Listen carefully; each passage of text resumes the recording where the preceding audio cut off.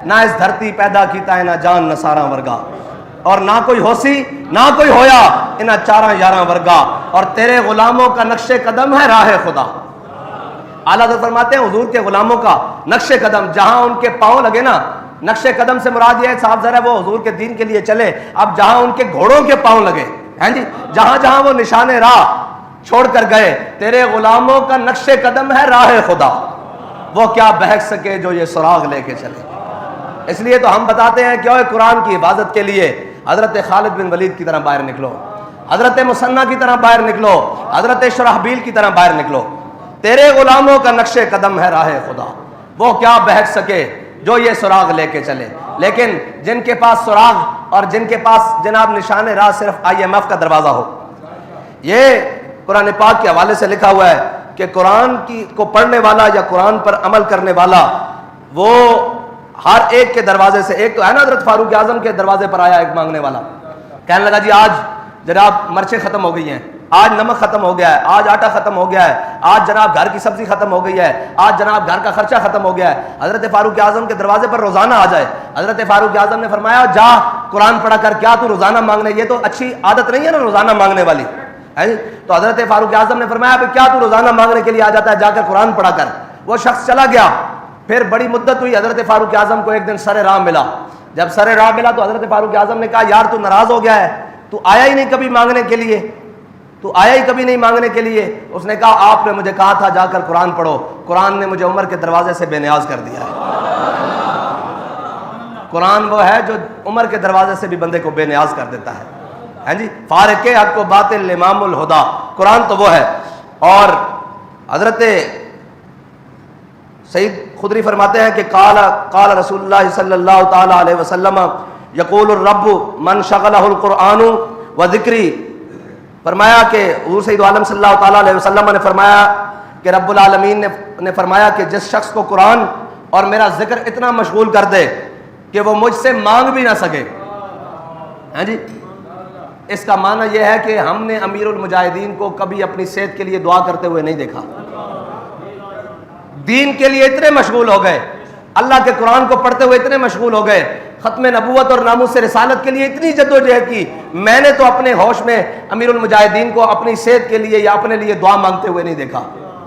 جب بھی دعا مانگی تو ہم نے سنا اللہم اید الاسلام والمسلمین، فرمایا یا اللہ اسلام کے ساتھ مسلمانوں کو مزید عزت عطا فرما، یا اللہ ان کو بلند عطا فرما۔ ہم نے تو یہ دعائیں اور یہ دعائیں کرتے ہوئے سنا اللہم اذل الکفر والکافرین اللہم شتت شملہم، ہم نے تو یہ دعائیں کرتے سنا۔ امیر المجاہدین کو یہ دعائیں کرتے ہوئے نہیں سنا کہ جناب یا اللہ مجھے یہ عطا فرما دے۔ یہ اس حدیث کا مصداق ہے نا، فرمایا جو شخص قرآن میں اور میرے ذکر میں اتنا مشغول ہو جائے کہ وہ مجھ سے مانگ بھی نہ سکے تو میں اس سے مانگنے والوں سے زیادہ عطا کرتا ہوں۔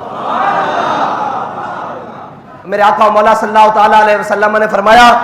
کہ اللہ تعالیٰ فرماتا ہے تمام کلاموں پر قرآن کو ایسے فضیلت حاصل ہے جیسے مجھے رب کو اپنی مخلوق پر فضیلت حاصل ہے،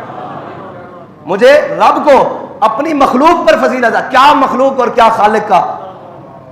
کیا خالق اور مخلوق کا کیا جناب نسبت ہو سکتی ہے، کیا برابری ہو سکتی ہے؟ فرمایا قرآن کو تمام کلاموں پر ایسے فضیلت حاصل ہے جیسے مجھ اللہ کو، مجھ رب کو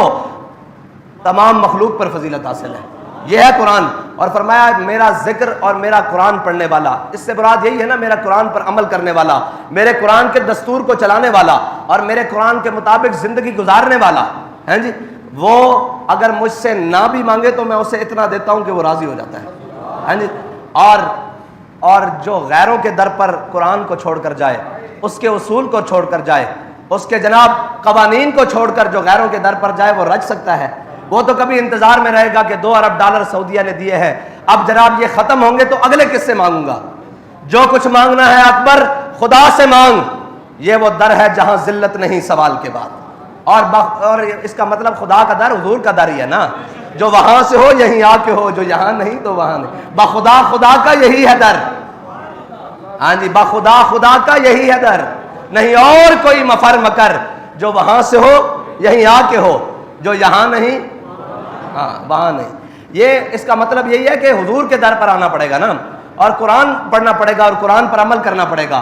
اور قرآن وہ ہے وہ معزز سے زمانے میں مسلمان ہو کر. قرآن وہ ہے جسے صحابہ نے پڑھا اور پھر رومی جاسوسوں نے دیکھا, انہوں نے کہا یار یہ کون سی مخلوق آ گئی ہے, یہ کون لوگ آ گئے ہیں جو نہ دن دیکھتے ہیں نہ رات دیکھتے ہیں, نہ جناب سمندر دیکھتے ہیں نہ دریا دیکھتے ہیں, نہ جناب صبح دیکھتے ہیں نہ شام دیکھتے ہیں, یہ جدھر آتے ہیں جناب گھما کے رکھ دیتے ہیں, جناب لشکروں کے لشکر اڑا کے رکھ دیتے ہیں, اور جناب یہ وہ لوگ ہیں جن کے اٹھے ہوئے قدم کبھی دفاع کے لیے بھی واپس نہیں جاتے, یہ کون سی مخلوق آ گئی ہے. انہوں نے کہا بھئی اپنے جاسوس بھیجو اور دیکھو کہ یہ کیا کرتے ہیں, یہ کون سی ایکسرسائز کرتے ہیں, یہ کون سی خوراکیں کھاتے ہیں, یہ کون سی ٹریننگ لیتے ہیں, یہ جناب کون سی مشترکہ فوجی مشقیں کرتے ہیں جن کی وجہ سے جناب ان کو شکست ہی نہیں دی جا رہی. تو رومی جاسوس آیا اور وہ کچھ دن صحابہ کے لشکر میں بیس بدل کے رہا, اور بیس بدل کر جب رہا تو واپس گیا نا, تو جا کر اپنے جناب جرنیلوں سے کہنے لگا, اپنے بادشاہوں سے کہنے لگا, اپنے قیصر روم سے کہنے لگا, اور جناب اپنے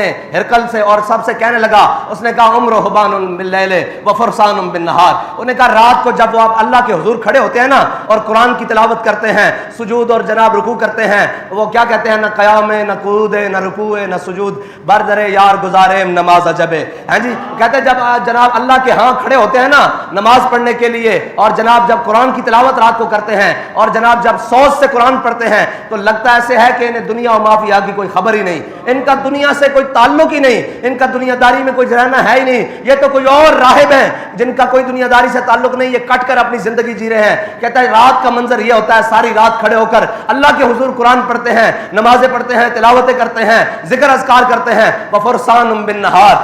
اس نے کہا جب صبح گھوڑوں کی پشت پر بیٹھتے ہیں نا تو ان کو دیکھ کر ایسے لگتا ہے کہ ان کی پشتوں پر درخت اگائے ہیں, ان کی پشتوں پر ایسے دلیری سے سینے چوڑے کر کے بیٹھتے ہیں, اور ایسے دلیری سے سامنے والے کو یہ محسوس ہوتا ہے کہ ان سے بڑا کوئی شاہ سواری موجود نہیں. یہ ہے مسلمانوں کی تاریخ. اور مسلمان کبھی بھی اسباب سے نہیں, مسلمان کبھی بھی اسباب سے نہیں, مسلمان ہمیشہ مسبب کے فضل سے چلتے ہیں. اور مسبب قرآن پر,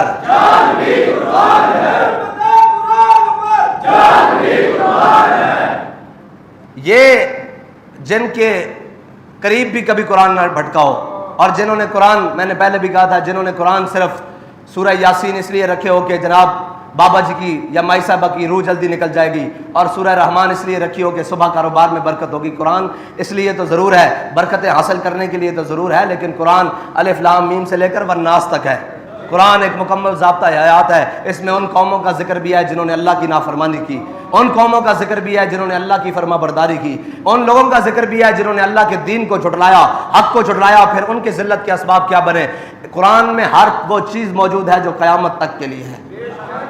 اور حضور صلی اللہ علیہ وسلم نے فرمایا من قال به صدقہ, فرمایا جس نے اس میں سے کچھ کہا اس نے سچ کہا. ومن عمل به اجرا, اور جس نے اس پر عمل کیا وہ جزا دیا گیا. ہاں جی.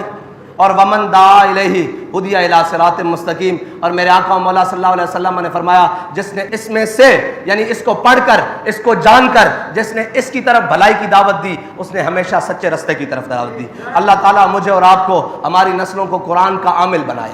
قرآن کا محافظ بنائے, قرآن کا حافظ بنائے.